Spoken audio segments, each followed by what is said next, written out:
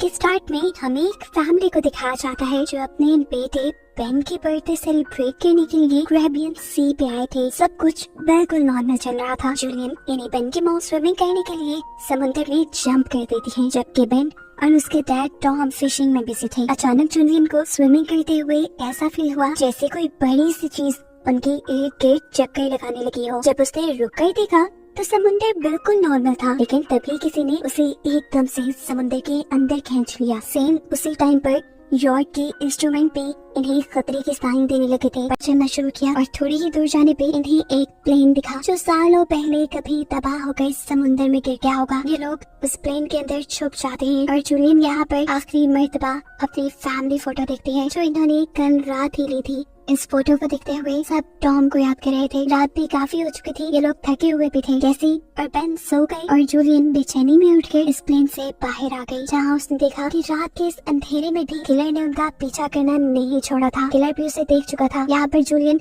सोने की एक्टिंग करती है और जैसे ही किलर उसके करीब आता है तो जूलियन फौरन उठकर उसके ऊपर हमला कर देती है और ऐसे उसे स्टैब करते हुए मार डालती है। आखिर उनके सिर से ये खतरा तो टला। जूलियन भी अब सुकून की नींद सोई और सुबह जब ये लोग उठे तो इन्होंने देखा कि किलर की बॉडी बहुत बुरी हालत में थी और इससे इन्हें अंदाजा हो गया कि ये खाली समुंदर भी बहुत खतरनाक है।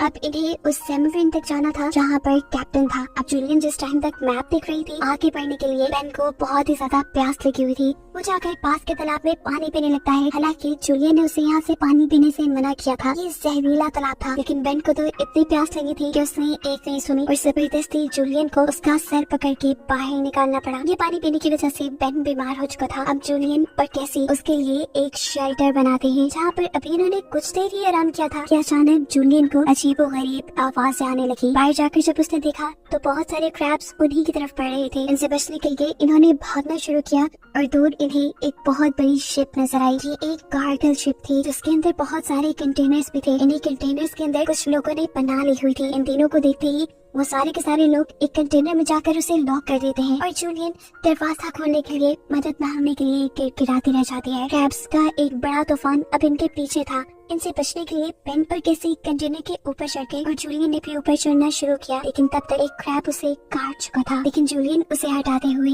ऊपर आ गई। उसने अपने जख्मी पाँव को अपने स्कार्फ के साथ बांध दिया और फिर बेहोश हो गई।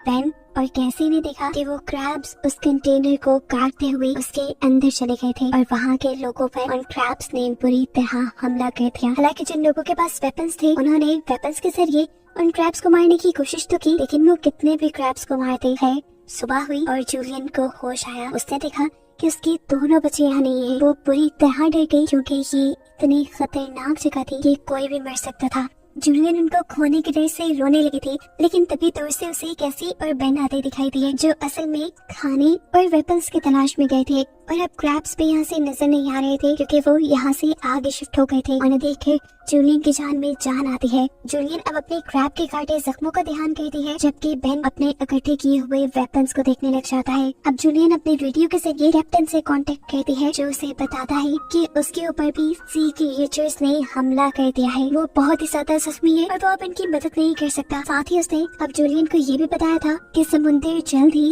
अपनी जगह पर वापस आने वाला है, इसीलिए तो ये सारी क्रिएचर्स वापस आ गई हैं। अब तो इन्हें ये भी नहीं पता था कि उस सबमरीन तक पहुंचने के लिए इन्हें किस डायरेक्शन में जाना है, क्योंकि इनका मैप भी इस सारी भागम दौड़ी में गुम चुका था। इसीलिए कैप्टन अब हवा में रेयर गन से शूट करता है और बेन वो डायरेक्शन देख लेता है। ये लोग तेजी से अब सबमरीन की तरफ बढ़ते हैं। दूर उन्हें अब छोटा सा येलो सबमरीन नजर आ भी गया था, लेकिन उस तक पहुंचना अब इन्हें नामुमकिन लगने लगा क्योंकि सबमरीन तक पहुंचने के लिए इन्हें टॉक्सिक वेस्ट के ऊपर से गुजरना पड़ता, जहाँ से गुजरते हुए ये लोग बीमार हो सकते थे। अब तो कैसे को जूलियन की बातें बकवास लगने लगी थी कि वो अपने बच्चों को बचाने की ये लोग यहाँ पर बहस करते हैं और जूलियन डांट के कैसे कहते हैं चलो आगे बढ़ो। चलते हुए इनकी किस्मत एक और मर्तबा इनका साथ छोड़ देती है और वहाँ इन पहाड़ों के दरमियान में स्लाइडिंग होने लग जाती है, जिसकी वजह से जूलियन जो सबसे पीछे थी उसके आगे आकर एक बहुत बड़ा पत्थर गिर गया और वो वहीं पर फंस गई। कैसी उसके बगैर आगे नहीं बढ़ना चाहती थी, लेकिन तब जूलियन ने उसे एक कसम दे दी कि तुम हर हाल में अपने भाई को बचाओगी।